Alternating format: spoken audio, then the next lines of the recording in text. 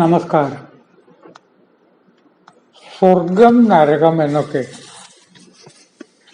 നമ്മൾ നിത്യജീവിതത്തിൽ എപ്പോഴും പറയുന്ന വാക്കുകളാണ്.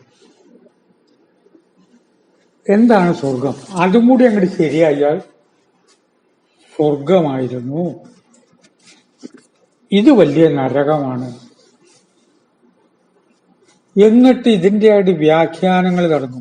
സ്വർഗം എന്താണ്, നരകം എന്താണ്? നരകം എന്ന് പറഞ്ഞാൽ എരിതിയിൽ കൊണ്ടുപോയിട്ട് എണ്ണയിലിട്ട് തിളപ്പിക്കും. ഇത്തരം കഥകൾ നമുക്കുണ്ട്. ഭഗവത്ഗീതയിലെ 16-ാമത്തെ അധ്യായമാണ് എന്നാണ് ഓർക്കുന്നത്. വളരെ ഭംഗിയായിട്ട് അതിനൊരു വ്യാഖ്യാനം പറഞ്ഞു. പരമാത്മാവ് കൃഷ്ണനാണ് പറഞ്ഞത്. അതിന്റെ വളരെ ലളിതവൽക്കരിച്ചാണ് ഞാൻ പറയുന്നത്. ഗീതയിൽ പറഞ്ഞ മാതിരിയല്ല, തന്നെ ഈ ജീവിതത്തിൽ വളരെ ഡൈല്യൂട്ടാക്കി സാന്ദ്രത കുറച്ചു പോകണമല്ലോ പറയാം. നമ്മൾ ഓരോരുത്തരും ഇപ്പൊ നിൽക്കുന്നത് ഏത് ഗുണത്തിലാണ്? സത്വഗുണം, രജോ ഗുണം, തമോ ഗുണം, 3 ഗുണങ്ങളാണ് ഗുണത്രയങ്ങൾ എന്ന് പറയുന്നത്. രജസ്സിലാണ് ഇപ്പൊ നമ്മൾ നിൽക്കുന്നത്. ഞാനിത് സംസാരിക്കുമ്പോൾ രജോ ഗുണവുമായിട്ട് ചേർന്നാണ് നിൽക്കുന്നത്. അതുകൊണ്ടാണല്ലോ കൈകൊണ്ട് കാണിക്കുക, വിരലിങ്ങനെ നിവർത്തുക, നിങ്ങൾ ഞാൻ പറഞ്ഞു കേൾക്കുക എന്ന് പറഞ്ഞു. നമ്മൾ രജോ ഗുണത്തിലാണ് ജീവിക്കുന്നത്. ഞാനെന്ന ഭാവം, രജസ്. ഞാനൊന്ന് പറയട്ടെ, വേറെ ആള് പറയണമെന്ന് പകുതിയാവുമ്പോഴേക്കും നിൽക്കട്ടെ, ഒരു കാര്യം ഞാൻ പറയട്ടെ, ഇതൊക്കെ രജോ ഗുണം. ജീവിത രജോ ഗുണത്തിൽ നിൽക്കുമ്പോൾ 2 ഭാഗത്ത് 2 സഹോദരങ്ങളുണ്ട്. സത്വഗുണമുണ്ട്, ഇപ്പുറത്ത് തമോ ഗുണം. സത്വരജ തമോ ഗുണങ്ങൾ 3 ഗുണങ്ങളാണ്, 3 സഹോദരങ്ങളാണ്. ഈ സഹോദരങ്ങളാന്നൊക്കെ പറയണത് എന്തിനാന്ന് വെച്ചാൽ മനസ്സിലാവാനുള്ള എളുപ്പത്തിനാണ്. അപ്പൊ ഞാൻ എന്റെ കർമ്മവുമായിട്ട് മുന്നോട്ട് പോകുമ്പോ ഈ 2 സഹോദരങ്ങൾ 2 ഭാഗത്തുണ്ട്. ഒന്ന് സത്വഗുണം, ഒന്ന് തമോ ഗുണം. ഇവിടെ സഹോദരങ്ങളും ഒക്കെ മറക്കുക. നമ്മുടെ കർമ്മം എന്തായിരുന്നാലും ശരി, ആ കർമ്മം ആണല്ലോ നമ്മളെ നിലനിർത്തുന്നത്.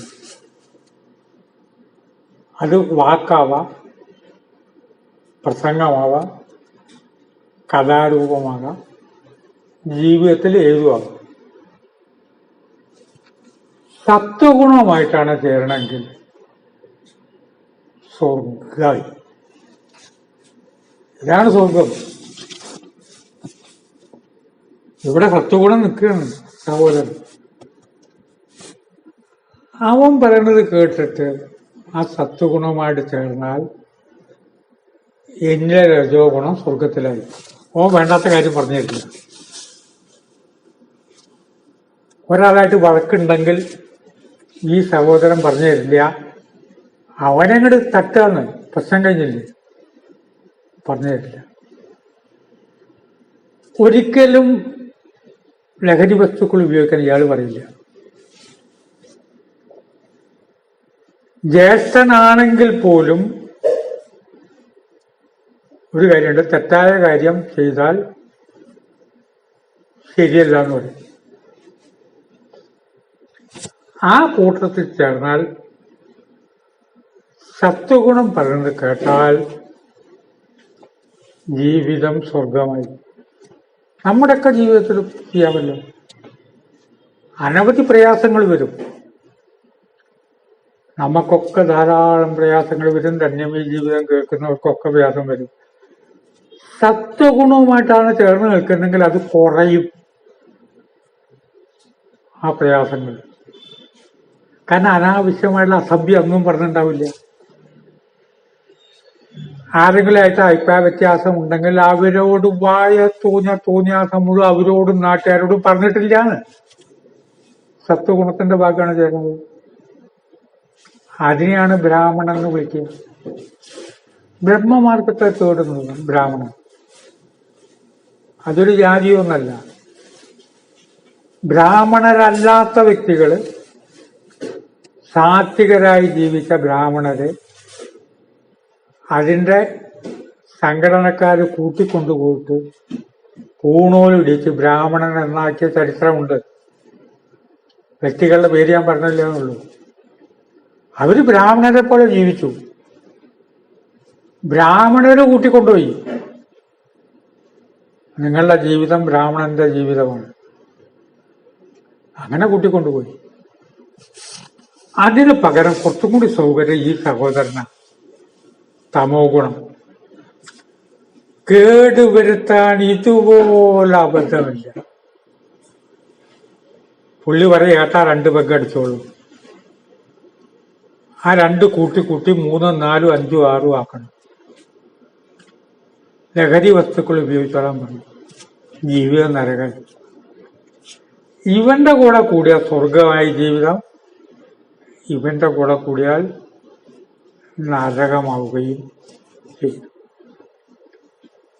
ഗീതയിൽ ഇത്രേ പറഞ്ഞിട്ടില്ലെങ്കിലും ഒരു കാര്യം കൂടി ആലോചിക്കട്ടെ. ഇങ്ങനെ 3 സഹോദരന്മാരാണല്ലോ, രാവണൻ, രജോ ഗുണം, സത്വഗുണം വിഭീഷണൻ, തമോ ഗുണം കുംഭകർണൻ. വിഭീഷണൻ ഏട്ടനോട് പറയും, ഏട്ടാ അത് ശരിയല്ല, രാമൻ പറയുന്നതാണ് ന്യായം, നീ പോടാ വിടുന്നത്, കൊല്ലാൻ പലർക്കും. വിഭീഷണൻ പറഞ്ഞ് കേട്ടിരുന്നെങ്കിലോ രാവണന്റെ ജീവിതം തന്നെ സ്വർഗമായിരുന്നു.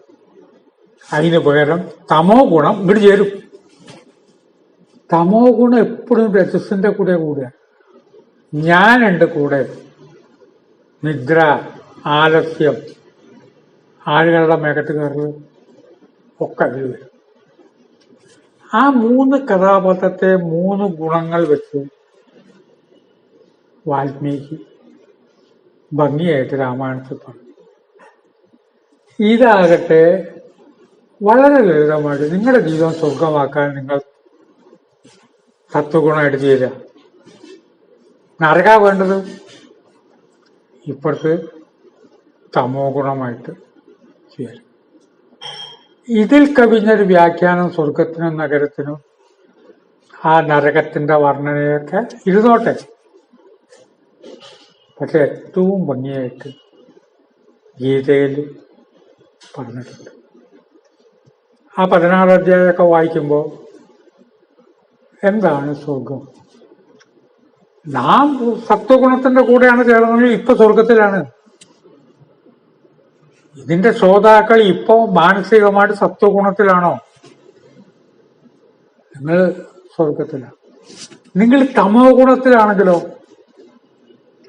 തമോ ഗുണം നിങ്ങൾക്ക് പറഞ്ഞു തരും. ആ പറഞ്ഞവനൊരു മറുപടി കൊടുക്ക്, അവന്റെ കർണക്കുറ്റിക്ക് അടിക്ക്. അപ്പൊ എന്തായി? കർണക്കുറ്റിക്ക് അടിച്ചാൽ ഇയാള് വെറുതെ ഇരിക്കും. വെറുതെ ഒരുത്തൻ കർണക്കുറ്റിക്ക് അടിക്കാൻ വന്നാൽ വെറുതെ ഇരിക്കും. നിങ്ങളുടെ ജീവിതം നരകമാവും.